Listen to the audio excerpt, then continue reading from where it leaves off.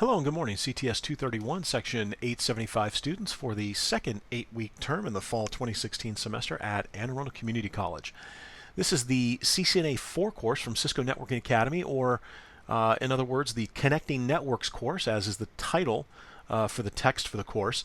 And this morning's video tutorial is going to continue our conversation on network address translation. So in activity 5214, we took a look at static NAT, right? Very straightforward, very easy to configure, and we've got a one-to-one relationship. Now we're going to be taking a look at dynamic NAT. And a quick note, this is not NAT overload, and it's not port address translation. So NAT overload and PAT, that is a totally different approach to doing NAT than what we're going to be doing here. So here, we're going to be setting up a pool of addresses. And in fact, we're going to find out that we have three devices, three nodes that are going to be needing NAT addresses. And let me pull that back up. Sorry about that. We're going to have three nodes that are needing NAT addresses, laptop 1, PC 1, and PC 2. But what we're going to see is when we configure NAT, we're going to use a /30 address space, meaning that we've only got two usable addresses. Now you'll notice it says, notice in the topology there are three network ranges. Well, it's not technically three network ranges because we're not using, I guess technically if router 1 does try to get out, that would count. So yeah, three ranges, but really three nodes that would need to be translated based on the ACL that we create. And that's going to be the ACL there. It's going to cover an entire /16. What will happen if more than two devices attempt to access the internet? Because again, we're defining this /30. There are only two usable IPs in that /30 range. So what do you think is going to happen? And this is a scenario that I point out often. Let's say that the laptop is the CEO, and we've got a /30 here that's being used for our NAT. So these are workers who get in pretty early, and they're connected up, and they're going out to the internet, and they're doing research or whatever it is that they're doing. And the CEO comes in after the fact, plugs his laptop in, and can't connect out to the internet. And of course, this raises huge questions immediately, right, from the CEO's perspective. Hey, I don't have internet access. What's going on? Well, what's going on is you've exhausted the available addresses inside the NAT pool. That's what's going on. So you need to make sure that when you're doing dynamic NAT, it's not one-to-one in the sense that PC 1 will always have the same address, or PC 2 will always have the same address, but you need to have at least one pool IP per node on the inside that may be using NAT. And so we'll see what happens here. This activity is a good activity. It kind of walks you right into what happens when you don't have enough addresses. So let's pick up on step 1 here. We're going to configure an ACL. Everything's going to be done on router 2. In terms of our IP NAT inside, IP NAT outside. So let's pull the command line interface up here. Let's make this a little larger.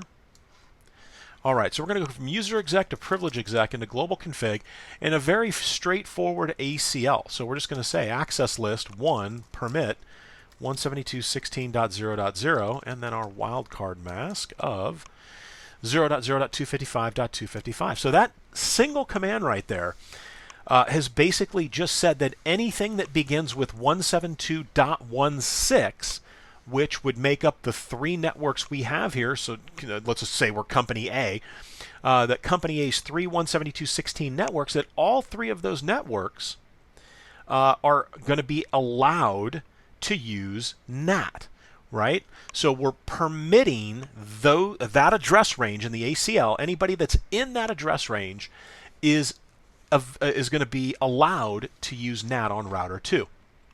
So now we configure a pool of NAT addresses, right? Well, this is very straightforward. IP NAT pool, and then what's the name of the pool? Well, it doesn't say what we have to name it, so we'll just say NAT. And then my start address, well, they've given us that start address, the 209.165.76.196. And if I do a question mark here, you can see it's asking for the end address. So if it's a /30, and actually let me take a step back here. So take a look at the, again, this needs to be address space that's publicly reachable and that's being advertised. So here is this 209.165.76.192/27. Well, I know a /27 leaves me with 5 host bits. So 2 to the number of host bits remaining is going to be 32. So this is my block size, right? Going back to sort of subnetting 101 here. So the total number of usable addresses is 2 to the number of host bits remaining minus 2. And why do we subtract 2? Well, remember, we need a network ID and we need a broadcast address. So that's going to give me 30 IPs that I can use. Well, remember, I'm just looking at this setup that we have here. So if my network ID is 192, my block size is 32, that would take me to 224 for the next network, right, or next subnet, which means that my subnet is this subnet right here. My network ID, I'll just say NID for network ID, and my broadcast address, I'll get a B in there, broadcast address, is 223. So all of the addresses in between, from 193 up to 222, that is my usable range. Now, all I'm doing when I take this 209.165.76.196, and then I'm going to take 197 and 198. These are going to be my usable IPs, and then 199.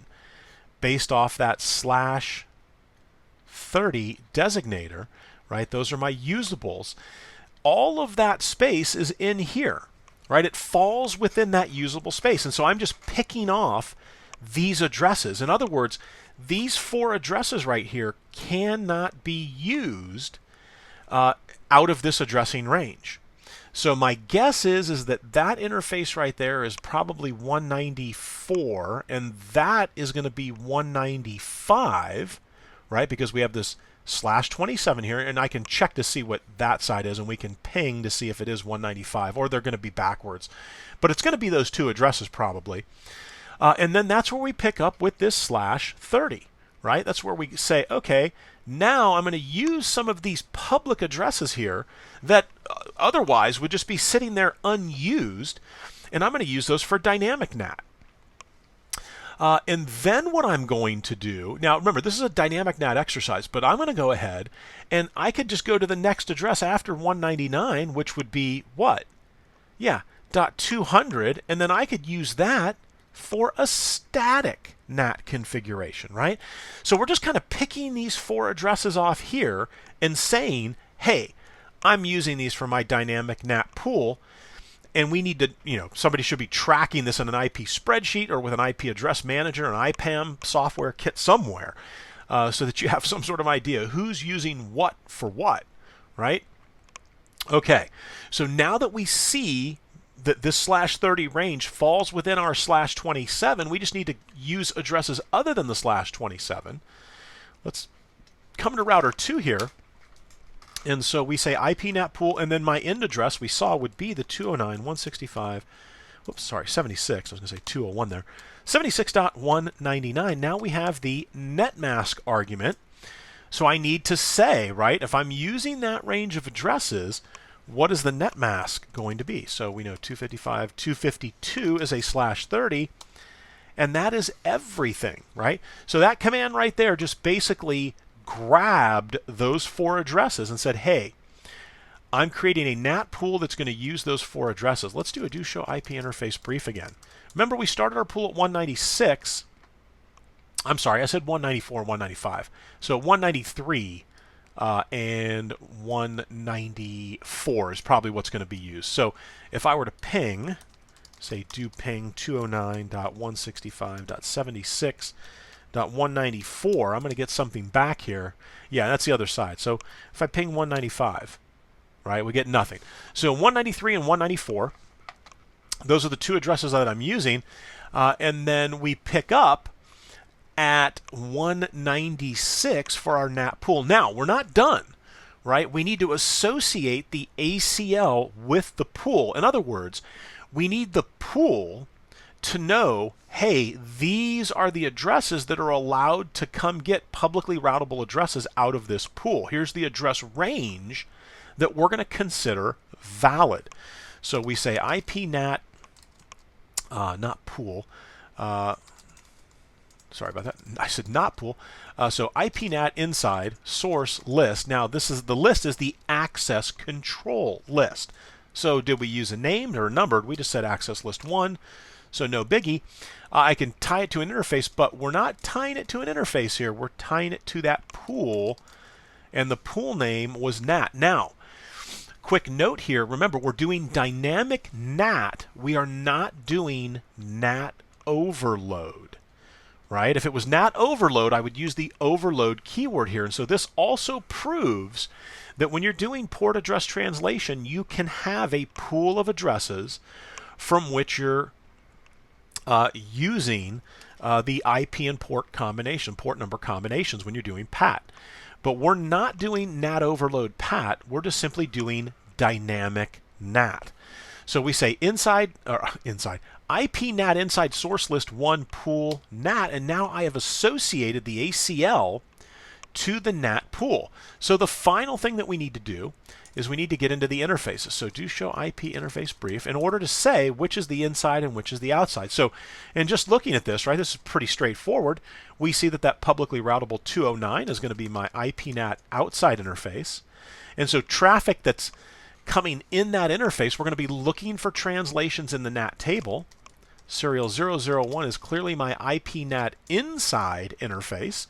And same thing, when traffic is arriving at that interface on router 2, we're going to be looking to see, do we need to do a NAT translation? In other words, take the inside local address and make it an inside global address. And that should be it. So now we're going to get into the interesting portion of this activity here. So let's go ahead. We'll stick with that CEO scenario from earlier. So PC1, right? We'll say worker Bob shows up at his desk. He gets in and he says, okay, I'm going to go ahead, I'm going to ping, and I'm going to access 209.165.201. What do we have there? 201.5.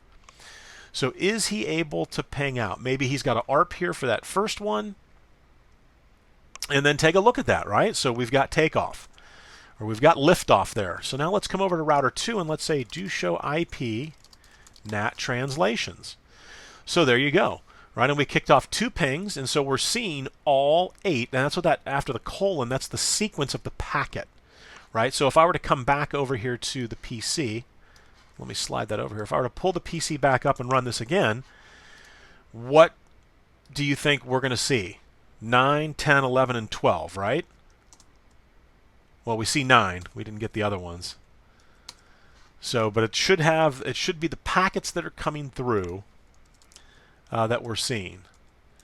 And it kind of died out there at 9. But it did for the first 8. It did what it was supposed to do. So the ping is working, right? And that's the IPNAT translations. And we can see that we've got the protocol is now listed as ICMP because we're doing ping.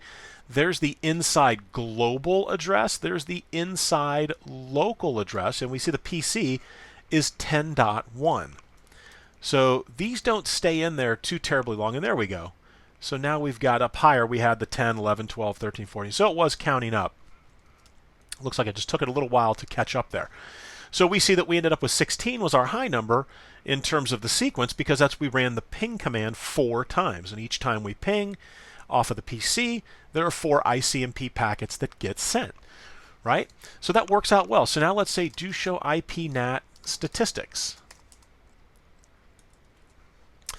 So that IPNAT statistics command, and a quick note on hits and misses, right? So it's not so much that the miss is an error. So a hit simply means that we tried to use NAT and it looked into the NAT table and it found a match, right? It found the translation that it was looking for. That's a hit. And so then, you know, obviously a miss is it looked in the translation table and it doesn't find a match, right? It doesn't find a translation that it's looking for. So then all it does is it dynamically adds it, right? So it's not so much an error as it is just a counter telling you that, hey, I looked for the translation, I couldn't find it, so then I had to go out and try to create it. Expired translations, right? So that's 12. So the first 3 that we did, right, and now all of them are gone. So the first 3 that we did no longer show up, and now we want to see show IP NAT statistics. So you can see expired translations. Now they've all 16 ICMP packets that we had translations for have expired. But take a look here. We've got this access list 1, pool NAT, reference count. We see the net mask. So the starting IP is 196. The ending IP is 199. But we know that in a /30 that those would be considered the network ID and the broadcast address. And if I scroll back up here and we take a look, what is the first IP that's being used? Is it 196? No. Remember, that /30, what we're saying there is that in that /30, that 196 is the network ID and 199 is my broadcast address. So the first usable, that's why I was stressing that usable IP, it's going to grab 197. So, and we've worked exclusively with PC1. Let's come to PC2 and let's see how PC2 responds. And I've got that address memorized, so we'll leave it up a little higher there. So we've got the, let's say, ping 209.165.201.5. Right? Well, we've got connectivity. Everything's working great. So now when I come over here, you can see allocated is 1. Now, Packet Tracer, again, Packet Tracer is a scaled down, limited version of Cisco iOS. And it looks like it is very quickly releasing these addresses once they're allocated. So we've allocated the 1 address, right? So it shows that it's 25%. And we've gone ahead and used PC2. Now let's pull PC1 in real quick here, and let's try to ping out and see what happens. And let's rerun this command. So now you can see it says allocated 2. But remember, the first 2 addresses, the 196 and 199, are we using those? So let's say do show IP interface, sorry, do show IP NAT translations. No, we're using 197 and 198. So then this begs the question, what's going to happen if these translations are in the table? So if I come over here onto the PC and can you do -T? I can't do -T. All right, so if I ping on PC1 and then I ping on PC2 and I come over here, it's kind of a little misleading when you say do show IP NAT statistics. It shows that we're at 50%, but remember, 2 of those addresses, of these total 4 addresses, one of them is the the network ID, and the other one is the broadcast address. So when I come to the PC, and this is what it asked up there in that step 3 question, it said, well, what happens then when you say ping 192.168, I'm sorry, 209, 209.165.201.5, what's going to happen when that third node tries to get out? Take a look there. Request timeout, request timeout. So let's run that stats command again. Yeah, so now the misses, right, for each of these pings is starting to increment, right? So it'll stop at 4, right? So I'll run it a few times here and you'll see it stops at 4. And why did we have those 4 misses right there? Well, right, we had the 4 misses because both of the addresses that were usable had been taken up. So PC1 and PC2 came in early. These guys got to work and they gobbled up the 2 addresses that were available. And then the laptop here, the CEO rolls in. He tries to get on to get internet access, and he can't achieve internet access. Now, you'll notice it says now that the translation or allocated is 0, so now the CEO goes to get out and everything works. But let's come down to PC1, and that works. But what's going to happen with PC2? Is PC2 going to get an IP address? No, because the other two are allocated. So the misses now should jump to 8 once it's all said and done here.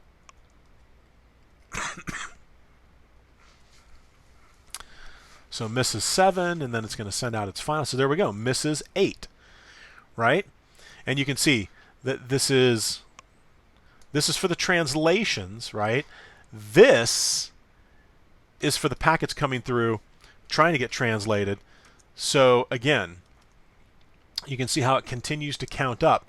So total translations, 8 dynamic, and then we've got 8 extended out here. But the key is that in this range where it's telling me, hey, total is 4 addresses, remember that we define this as a /30. So we're only getting 2 of those addresses. Those third nodes who are trying to come on are being blocked. All right, well, that wraps up this Packet Tracer Activity 5.2.2.5 on Dynamic NAT. Remember, you must have at least 1 address in the pool per inside node that is going to be looking to get internet access in order for this to work, or else it's not going to function properly. All right, guys, thanks for watching, and I'll talk to you later in the week.